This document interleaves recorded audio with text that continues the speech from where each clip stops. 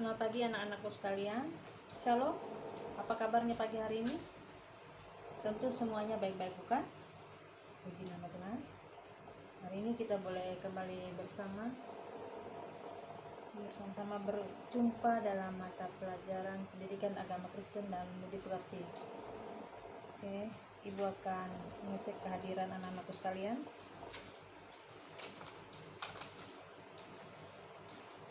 Yang pertama Desta hadir, Esra ada ya, Farel, Freddy, Rada, dan Rara hadir semua ya hari ini. Baik, kita mulai pelajaran kita hari ini dengan menyanyi dari Kidung Jemaat nomor 36, ayat yang pertama dan ayat yang kedua. Dihapuskan dosaku, kemudian kita akan berdoa bersama.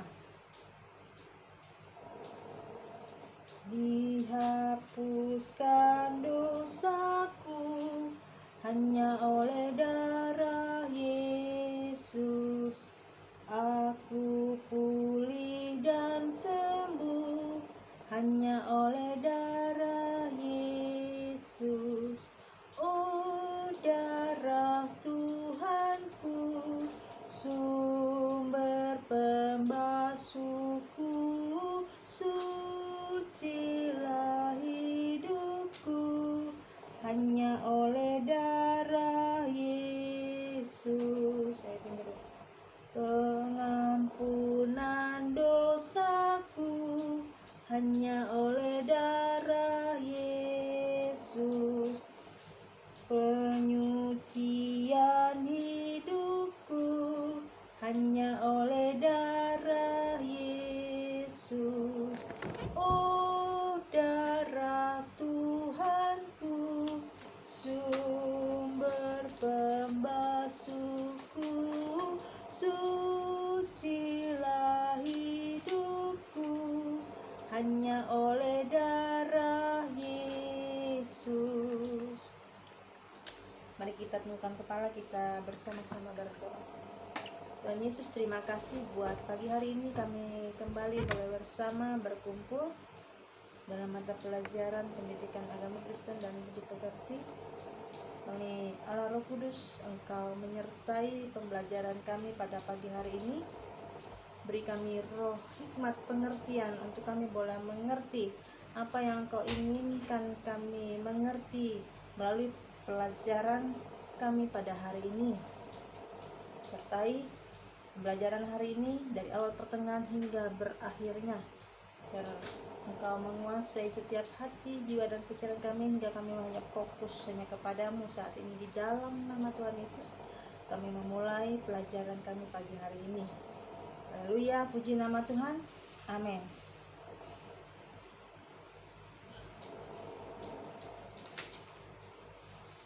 Baik, sebelum kita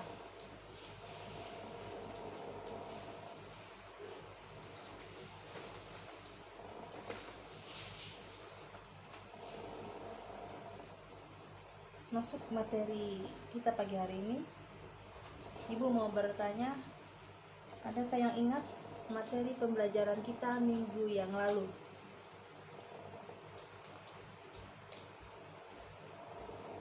Ya, Freddy? Ada lagi yang lain yang masih ingat? Ya, benar. Materi pembelajaran kita minggu yang lalu adalah mengenai baptisan. Apa itu baptisan? Baptisan adalah salah satu sakramen dalam gereja Protestan yang mengakui dua sakramen, yaitu sakramen baptisan kudus dan sakramen perjamuan kudus. Adapun baptisan itu sendiri merupakan tanda seseorang menjadi bagian dari persekutuan orang percaya yang sudah bertobat dan bersedia hidup baru dalam anugerah Yesus Kristus. Dan baptisan juga merupakan salah satu tanda pertobatan. Nah, hari ini ya Ya, materi pelajaran kita hari ini masuk pada bab 4 tentang dosa dan pertobatan. Namun hari ini kita hanya membahas tentang dosa. Adapun tujuan pembelajaran kita hari ini adalah yang pertama, siswa dapat menjelaskan arti daripada dosa. Yang kedua, siswa dapat menceritakan akibat-akibat dari dosa menurut Kejadian 3 dan Kejadian pasalnya yang ke-19. Kemudian yang ketiga, siswa dapat memahami dan menjelaskan bahwa dosa selalu berdampak buruk bagi hidup manusia. Dan yang keempat, siswa dengan penuh percaya diri berkomitmen untuk hidup benar dan menjauhi dosa. Inilah tujuan pembelajaran kita pada hari ini. Sebelum Ibu menjelaskan lebih lanjut tentang pelajaran kita hari ini, ya, adakah yang tahu apa itu arti dosa? Ya, ada lagi pendapat yang lain? Iya, baiklah. Ibu akan menjelaskan ya. Pada umumnya semua manusia telah kehilangan kemuliaan Allah atau berdosa. Tidak ada satupun manusia di muka bumi ini yang luput dari dosa. Bahkan Rasul Paulus mengatakan, upah dosa adalah maut. Ya, oleh karena itu manusia membutuhkan kasih karunia Allah supaya diampuni dan diselamatkan.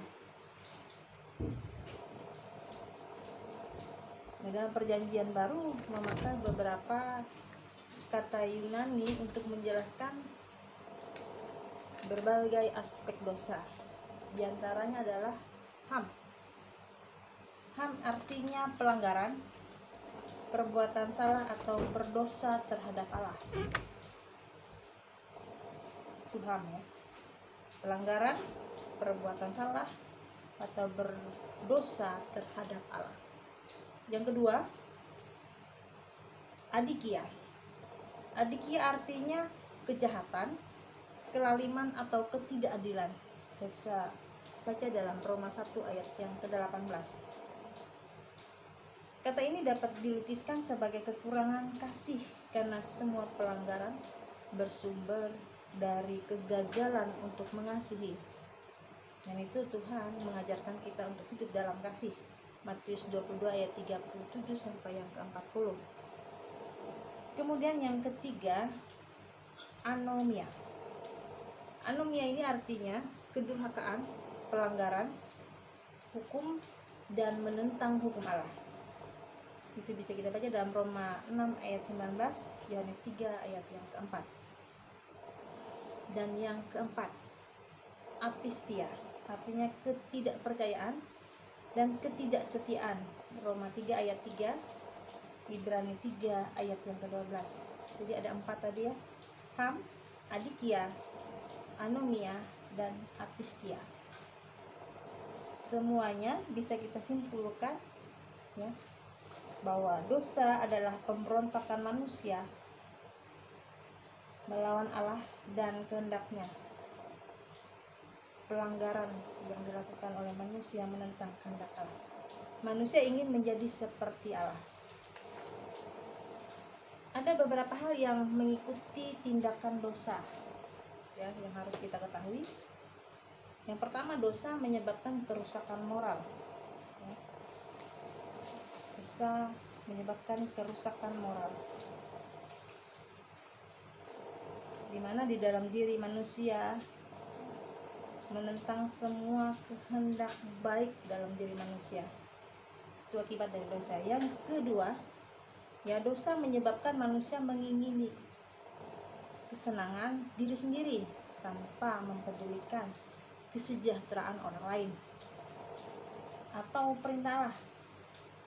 Sikap ini mengakibatkan kekerasan dan kekejaman kepada orang lain dan pemberontakan terhadap Allah dan hukumnya.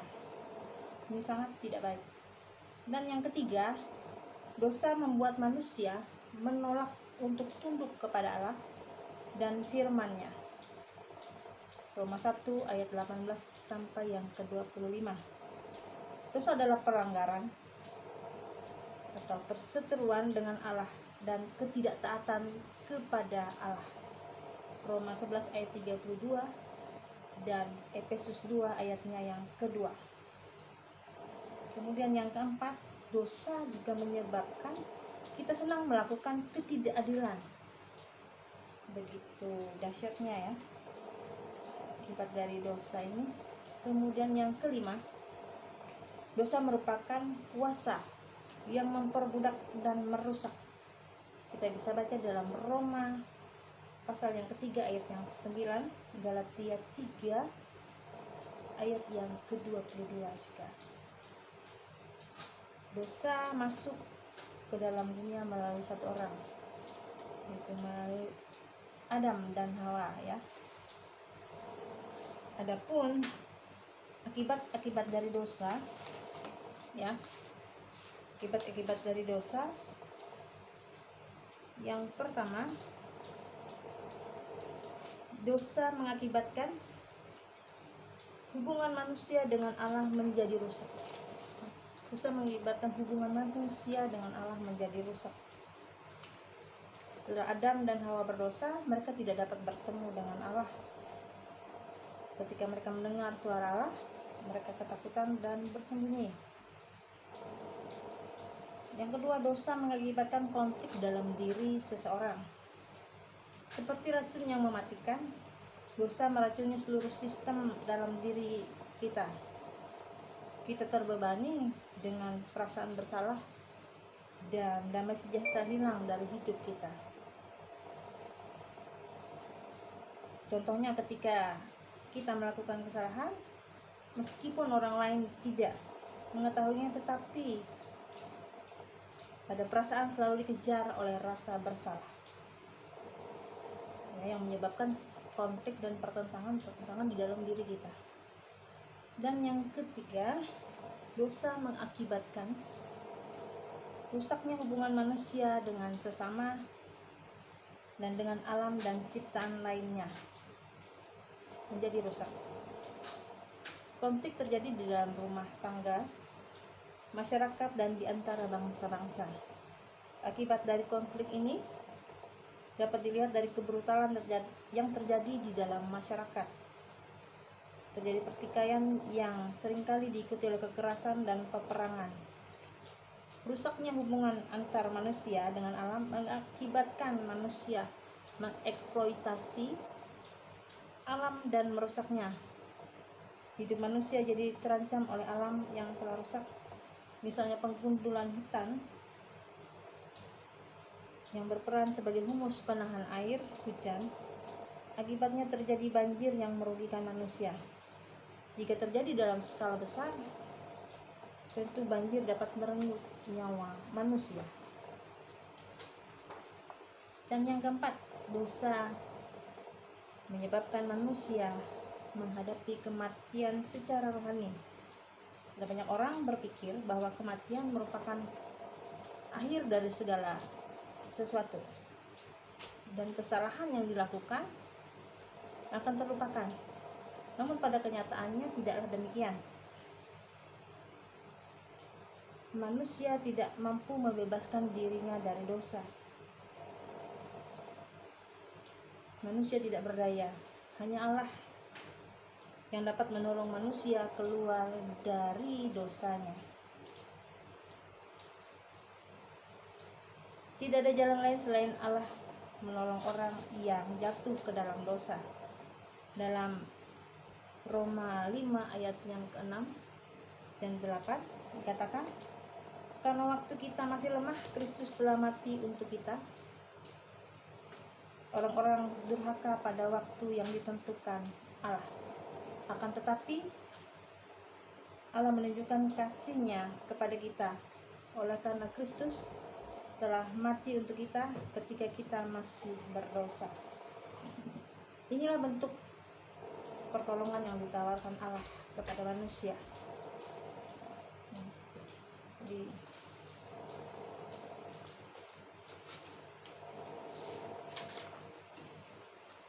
hubungan manusia dengan Allah pada mulanya baik itu menjadi terputus akibat dosa. Manusia membutuhkan perantara untuk bertemu dengan Allah karena hidup manusia sudah tercemar. Karena itu ya,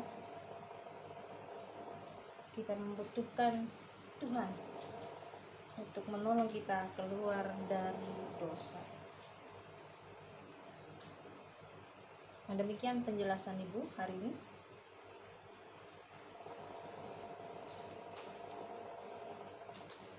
Adakah yang tidak dimengerti dan mau ditanyakan? Silahkan.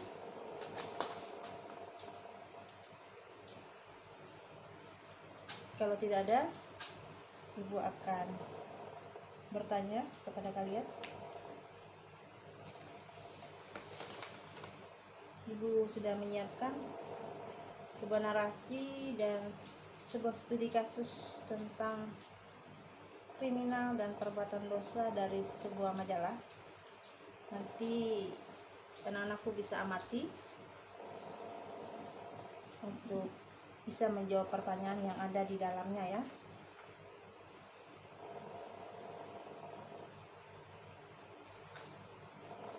Sambil itu diamati ya, nanti anak-anakku sekalian bisa menjawab pertanyaan yang tertera di dalamnya, yaitu apakah tindakan tersebut dibenarkan menurut ajaran Tuhan. Yang pertama ya, apakah tindakan tersebut dibenarkan menurut ajaran Tuhan. Dan yang kedua, apa saja tindakan dan perbuatan yang termasuk dosa. Apa saja tindakan dan perbuatan yang termasuk dosa. Sambil anak-anakku mengerjakan, nanti anak-anakku bisa membaca dari Kejadian pasal yang ketiga tentang manusia jatuh dalam dosa, kemudian Kejadian 4 tentang Kain dan Habel, Kejadian 37 ya, Kejadian 37. Nah, tentang Yusuf dan saudara-saudaranya. Kemudian Kejadian 19 ya, tentang Sodom dan Gomora. Nanti ini dibandingkan dengan perbuatan dosa yang sering kali diperbuat oleh manusia. Oke, bisa dimengerti ya tugasnya. Yang pertama tadi mengamati narasi atau gambar yang Ibu sudah berikan untuk kalian tadi. Nah, sebuah studi kasus, apakah dari yang kalian baca dan amati itu ya, tindakan tersebut dibenarkan menurut ajaran Tuhan, dan apa saja tindakan dan perbuatan yang termasuk dosa menurut kalian. Setelah mempelajari dan mengamati apa yang kalian lihat dan amati.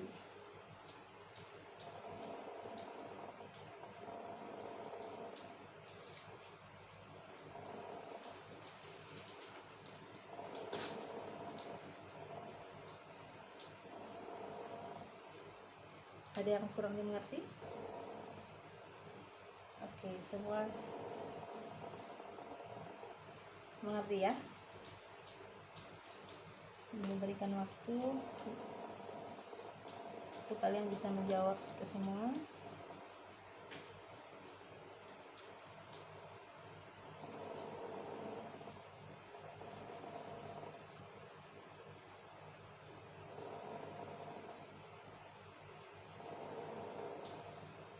Baik, kalau sudah nanti bisa diserahkan ke meja Ibu ya.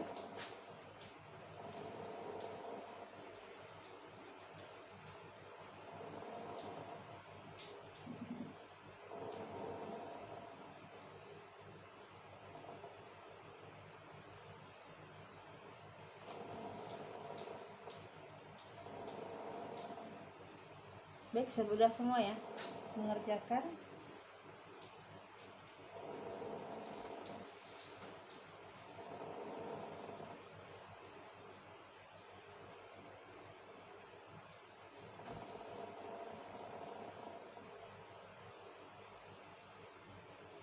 Kita akan mengulas sedikit pelajaran kita hari ini.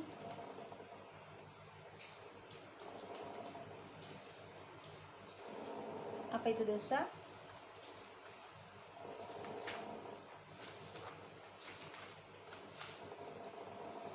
Dosa adalah pemberontakan manusia melawan Allah dan kehendaknya. Dosa adalah pemberontakan manusia melawan Allah dan kehendaknya.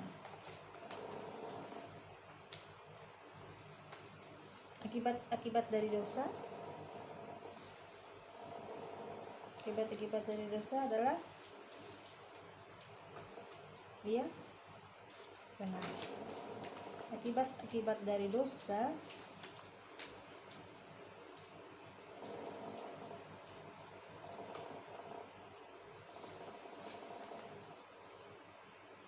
menyebabkan pertentangan dengan Allah, mengakibatkan konflik dalam diri seseorang,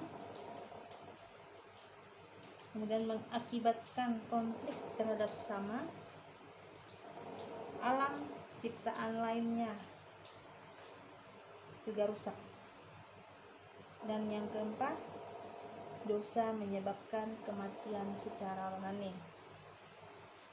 Jadi itu tadi ya, dosa adalah pelanggaran atau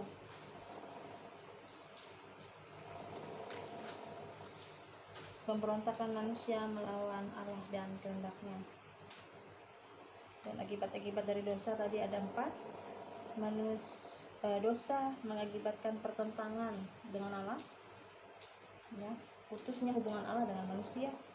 Yang kedua, mengakibatkan konflik dalam diri manusia, ada perasaan bersalah yang terus menerus walaupun orang lain tidak mengetahuinya, tetapi yang melakukan merasa terus dihantui dan merasa tertuduh dan bersalah.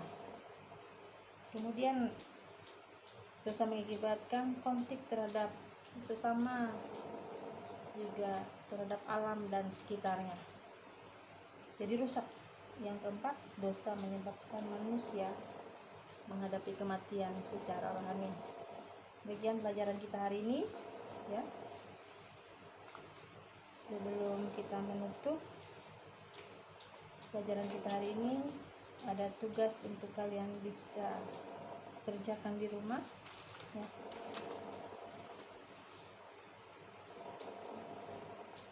Dari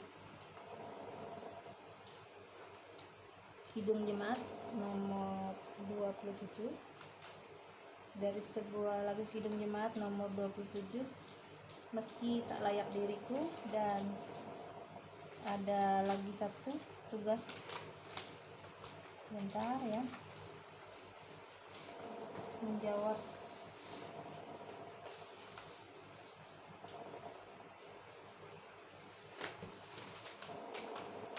yang bisa kalian bawa ke rumah.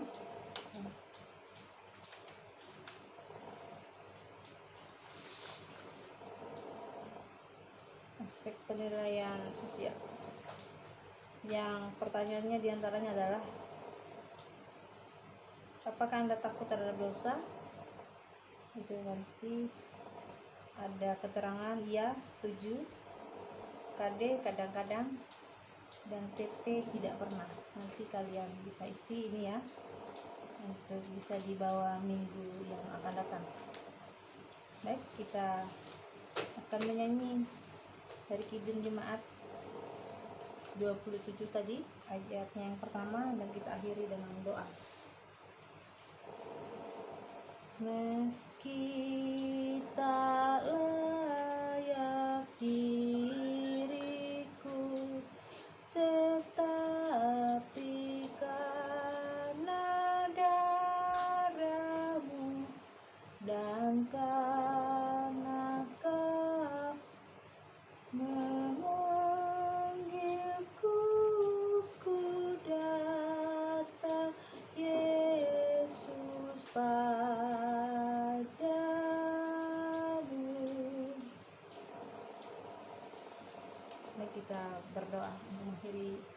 pelajaran kita hari ini. Tuhan Yesus, terima kasih buat penyertaan-Mu dalam pembelajaran kami pada hari ini. Terus ajar kami untuk boleh mengerti Tuhan tentang dosa dan akibatnya dalam kehidupan kami, sehingga kami boleh berkomitmen untuk menjauhi dosa dan sejenisnya di dalam nama Tuhan Yesus Kristus, sehingga kami terus dilayakkan hari demi hari oleh karena kasih karunia-Mu. Tuntun setiap kami anak-anak-Mu Tuhan, karena kami membutuhkan Engkau lebih dan lebih lagi untuk boleh melakukan segala sesuatunya, karena kami tahu kami tidak mampu sendiri. Kami membutuhkan Engkau dalam segenap aspek kehidupan kami. Sertai setiap kami, bahkan juga anak-anak di tempat ini yang sebentar akan juga kembali mengikuti pelajaran selanjutnya. Kau terus berikan kecerdasan, kepintaran yang daripada-Mu untuk boleh menangkap dengan cepat apapun yang mereka boleh terima dalam pembelajaran mereka selanjutnya. Di dalam nama Tuhan Yesus kami berdoa. Haleluya, puji nama Tuhan. Amin.